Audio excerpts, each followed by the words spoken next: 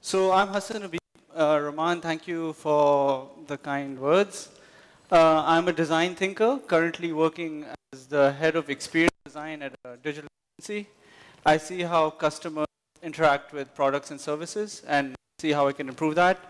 So today I'm going to be talking to you about, is it working? Is it? A project about design thinking for social innovation. I did this for Hussaini Thalassemia Center, actually, which is one of the divisions of Hussaini Blood Bank. But Hussaini Thalassemia is basically one of the divisions of Hussaini Blood Bank. And the reason I decided to do it with this division was because Hussaini Blood Bank as an organization on its own was a big elephant to eat in one bite. And the thing is, when you do projects like design thinking, you need to be able to interact with the patients, with the customers, with the service providers more often. And what happens is when somebody comes and gives blood, the chances of him returning to the blood bank are very less. And also if he's a returning customer, let's say, he can only donate once every 3 months. So that's like 3 times in a year. And the chances of somebody donating 3 times in a year is very slim. So I went to the board. I had designed their branding for them, and I was very closely involved with their social media marketing and so on. And after completing my master's in digital media management, I said, why don't I do a service design thinking project with Hussaini? So they recommended that I do the Thalassemia Center as they had more returning customers. Or sorry, they're not customers, they're actually patients who come to the center. So basically, if nobody knows what thalassemia is, does anybody know what thalassemia is? For the people who don't know, okay, there are a few people. So thalassemia is a blood disorder where your red blood cells are low in count. So what you need to do is you have to visit the center twice a month to get a transfusion. And this process actually takes them the entire day. So you can imagine how much the patients are actually connecting with this service. So it was a great starting point for me. So let's jump into design thinking. So you guys must be familiar with IDEO. Rahman's mentioned it earlier. This is David Kelly. He was the founder.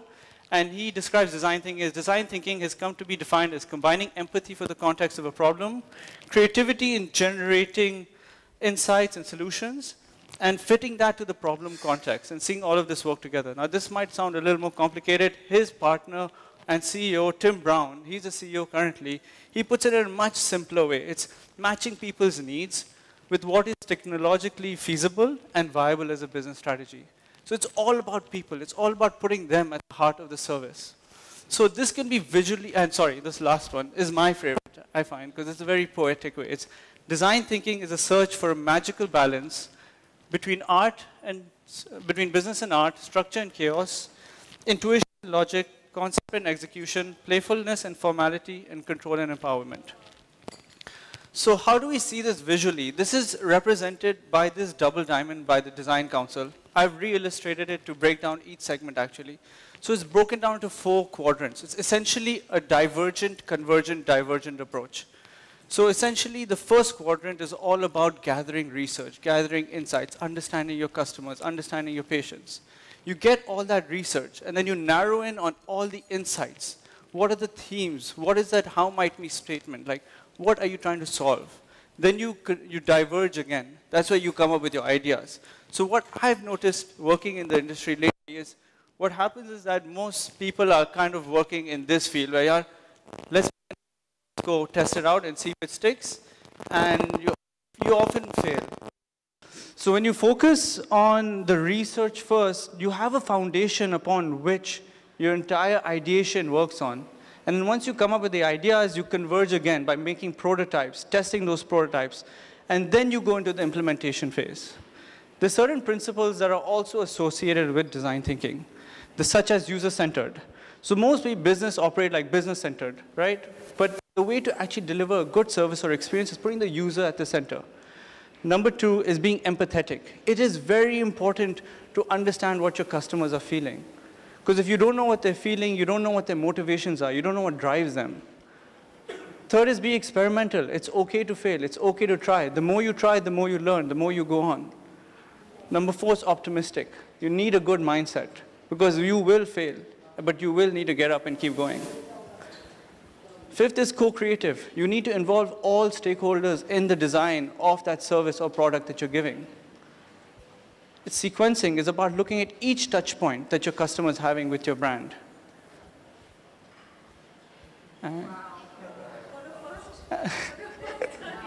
It's okay. It's okay. I can do a dance. No, just kidding. It's working here. Okay. And the fifth is actually seeing, it's holistic. So it's about seeing all these touch points actually working together cohesively as a whole. And the last is evidencing. This is actually where marketing comes in. Usually what happens is our product, but now let's market it, right? Marketing is the end result. It's when you have the good product. It's when you have the good service. How do you actually get in the heart of the customer? There we go. So the two important things that we had to understand was the experience. Now, to deliver a good service, you also need to understand that the service provider experience. How do they feel in giving the service, right? What is their feelings like? Number two was the human experience of the patient themselves, right? How do they feel, right? So these two things keeping in mind, I went and I pitched this to the actual entire department of Thalassemia Center. So here you have each member, each stakeholder. It was very important to me. I told the top management, I was like, I need everybody. Otherwise, it's not going to happen. So over there, you actually have the janitors in the same room as the head of departments and the CEOs. It was amazing. And they actually bought into it. It empowered them. It made them feel like they're part of it because their voices was being heard. Because they see things from different perspectives that nobody else will ever see. So I'm going to take you through the certain tools and methodologies that I use in order to get these insights in the two quadrants. So it started off with stakeholder mapping. I had to map out each stakeholder that was involved in the process of the delivery, see where the frictions were, see where the opportunity areas were. Next, we went on to customer journey maps. This was a visual representation of what the entire service was. When you see each touch point, then you know how to design your next set of research, which could be your interviews, your observation. And you understand, okay, where is the drop-off rate of each patient, where are the troubles that they're having. Then service blueprint. Now, this is very important. This is about seeing, imagine a theater, right? You have your actors in the front like us, you have the audience, and then you have the back-end people at the back who are actually delivering the service. So you need to see each touch points across the entire service. And the ones over here marked in red are the challenges we were facing. So moving on, when we had set the entire blueprint of what we needed to do, we had to understand each touch point. And to do that, we had to speak to the customer, to the patients and to the service providers. And some of the challenges we faced were, the center is actually in Soldier Bazaar. So during Muharram times, the roads actually get blocked. So we saw challenges such as that. The waiting area downstairs, the Thalassemia Center was actually, before was known as Rahmat Manzil, which was a house. So it was a house that was converted, so the limitations with that. This over here was actually the center. It was on the second floor. And you see that there are two doctors sitting in the same space, and there are 3 patients in the same area. So they were not giving that much privacy. And the examination area was happening right here. The other thing is the examination tools itself. If you see, she's almost a little shorter than him. So she was measuring him with a ruler. So the accuracy was not as good. And then the doctor was like, why are the numbers every month changing?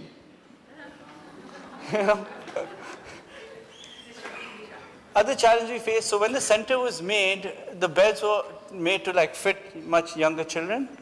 And then these guys, they've outgrown their beds. This was the ER area, so there was no curtains, no privacy for any emergency cases that came in. The nurse over here, she's taking her workstation to every bed that she needed to go to. This is a funny story. So I was improving the service is also improving the space that you're in. So I had done this entire thing by this point of improving the flow, and then what happens is that the management decides to throw the HR department in the middle of my waiting area. So this disrupted the entire thing. And then you had swarms of people. Like, look, there's my ideation thing going on here, the people going on here, and there's like the HR sitting at the back. So it totally disrupted my entire flow. But it's okay, you need to learn how to work with that. Then this was an interesting challenge. So what happens when the blood gets ready is that it comes with the blood bag and a certain slip that's associated with that. And what we found was that this woman, it took her 30 minutes to match the slip to the bag every day. Even the medical instruments took time. There was no proper place to set it up. This guy, he's one of the assistants. He's a patient himself. So they encouraged to have patients work there. And every day he said, token number 5 se 10 aa jaye upar. He had to shout to figure out, how to get the patients up. And because of this, patients would be coming up without really knowing the turn. So it would get really crowded upstairs and it would cause a lot of confusion. And then this is actually the CEO, he came and actually interviewed some of the patients as well. So everybody had to be in on this. So it was not just me going in and talking to them, everybody had to buy into that philosophy of it. So storytelling played a great role as well. For the people who were not comfortable talking, they would just draw and express how they felt. These drawings of patients who said, we want a prayer area, we want some TV and stuff. These ones are talking about how going up the steps with this. So every day this guy had to go down and up like 5 times a day to get the blood. And it was challenging for them. And this one's talking about the traffic jams caused in the area. Expectation maps played a great role. So we asked them, what do you expect from this service? Because you're delivering for them, right? So we had to design with them for them. So this was, they said, we wanted ambulances, and we wanted computers. This guy said, I want some cartoons. But this drawing was very interesting. So there was one patient who every day brought food and medicines for these people. So what happens is that they get blood, but then they have to go to another pharmacy to actually get the medicine. So what he would do, he comes every day, even though if he doesn't need transfusion, he comes every day, and he takes their orders, and he goes and gets their medicine. And then some guys wanted a canteen and Wi-Fi too. So everybody wants some entertainment. So moving on, now that we had gathered data, what do we do with this data, right? We have a lot of data. Where do we begin to design first? What are the touch points? Because we've identified so many challenge areas. So we use card sorting. So card sorting is a method in which you map down all those touch points, and then you get the patients to sort it according to the importance that feels to them. And then we took this data and we analyzed the data to see, okay, which touch point should we design for? Not only this actually helped me, I realized while doing this that it's a great icebreaker to allow you to talk to your end patients, because they weren't comfortable talking before, but when they saw these things, it helped in my interview process as well. So, technical difficulties again. So, service role play. This was really fun. So, usually, I'm sure you guys have heard of role play and how that helps in mediation and gathering data. But this one was basically, we did a service reverse role play. So, this guy here is actually a patient, and this guy is a doctor. So, when you did a reverse role play, you empathized. The patient learned how to empathize with the doctor. So, when he comes to the space, he understands, if like 4 or 5 people are coming, it's hard for the doctor to listen to them. And this was really funny. I wish I could show you the videos, but for the lack of time, I'm going to continue. So by the end of each session, so weekly after each week, so this went on for 2-3 months. At the end of each week, we would have a focus group and reflection session with all the stakeholders again to see, how is our research going, what is working, what's not working, how do we continue.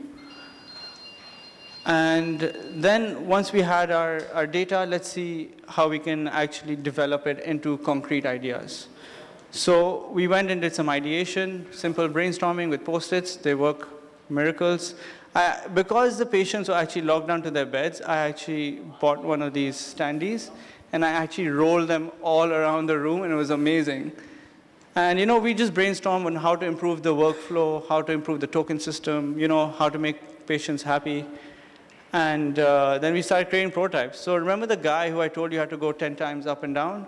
Well, we made a system for him where now he just had to pull the blood bags up through this Jugaad innovation system that Pakistanis usually know. So the blood bags and the blood slips, right?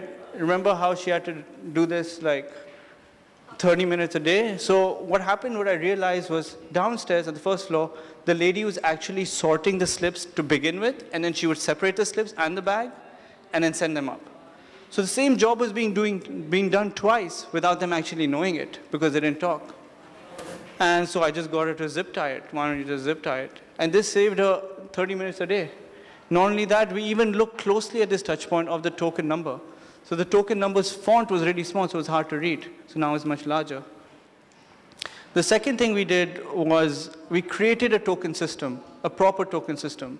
Because what was happening before this, one of the nurses would get the blood bags, but then how would they find the patient? They'd go, Ali, kidhar ho, Hussain, kidhar ho? They're running around. There are 50 patients coming a day in and day out, every day 50 patients. How are you going to find these people? So we made these physical tokens. This is one of the patients. He actually was inspired and made it into a heart shape. And what would happen, they would come in every morning, because they got a token number anyways, and they would just come and hang it on their like blood hangers. And what would happen was that it was much easier to identify. And it saved him 30 minutes a day. And I still remember what he said to me. He's like, Hasan, thank you so much for this. You know, I was like, why? Why are you thanking me? He's like, main aaj chai pi sakta hu. I can drink a cup of tea. I never got this time earlier. You know, it's a small wins. And then we had them in the reception area as well. So again, we set up a mic system. Again, Jugaad, just short-term solution. He can now call them with a mic. I did this through, we made a digital display. This was just done with 2 iPads and a computer. We would just share the screen. And we had a little tablet on the doctor's desk that he would just keep swiping. So the flows increased tremendously. There was no rush upstairs. Everybody knew when their turns were. This was downstairs, just 2 iPads sitting on a tripod of a, you know, just lo-fi. It doesn't have to be. Just test it and then see if it works. If it works, implement it. Desktop walkthrough. So I was telling you about the space design itself. So now we couldn't just move furniture around. There were big pieces of furniture. So what we did was we created, sorry.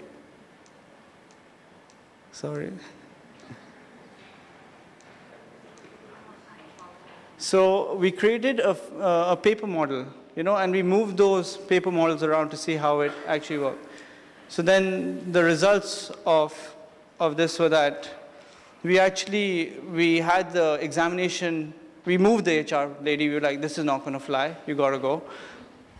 We had the examination as soon. So you enter, you go to the examination, and then you go to the doctor's area. We put this table, we just had to rotate it 90 degrees, so you can save from people going in and out. You can control that. And then behind this desk on the right, now you have so much more space for the management of all your medical equipment. We got basic things. You know, you guys must be thinking, you know, sorry, I was going to mention this earlier. You must be thinking, this is just common sense. It's just basically thing. But what design thinking is, it's common sense, but it's not commonly practiced. And you need to empower it. You talked about the top-down approach, right? This is a bottom-up approach, where you're actually empowering the lower floor members to actually do something. And you're giving them the space to do it. Again, and then privacy was a huge issue. You know, the patients needed a safe space to go and talk to the doctor, so we created a doctor's room. Other things that were really important, the girls were growing up, they needed privacy, and as Sarah was saying earlier, women doctors are really important in medical centers, especially so they have somebody to talk to, you know, the patients. And now this guy has a space to actually prepare his Desferol medication. And I'd have check-ins often with the CEO to keep him updated, so he was in the loop at all times. So moving forward, this went into the implementation plan. I presented this to the entire board, and they were overwhelmed. They were like, this is amazing. And my uncle was like, you actually do this kind of consulting? You're like, he's like, I thought you were just making doodles, you know, which most of them are mine anyways. But they really thought that. And then they were like, can you please do this for, you know, the other divisions, which was, it was a validation for me that, you know, this process works. But more than anything, I'll show you this last slide. More than anything, what really worked for me, like this was a game changer. Who's experienced going to a door, holding the handle, and pulling and not opening? Who's experienced that? Everybody's experienced that, right? So every day I would go to the center, I would hold the handle and I'd pull it, and it would not open. It was a push door, right? It was bad user experience. And this nurse, she saw me doing this every day. And guess what she did? Simple jugaad. She put a post-it note that said pull and a post-it note on the other side that said pushed. And this for me was a changing thing. This made me realize that this thinking has been embedded in them. They're thinking like this. And that was it for me. Thank you.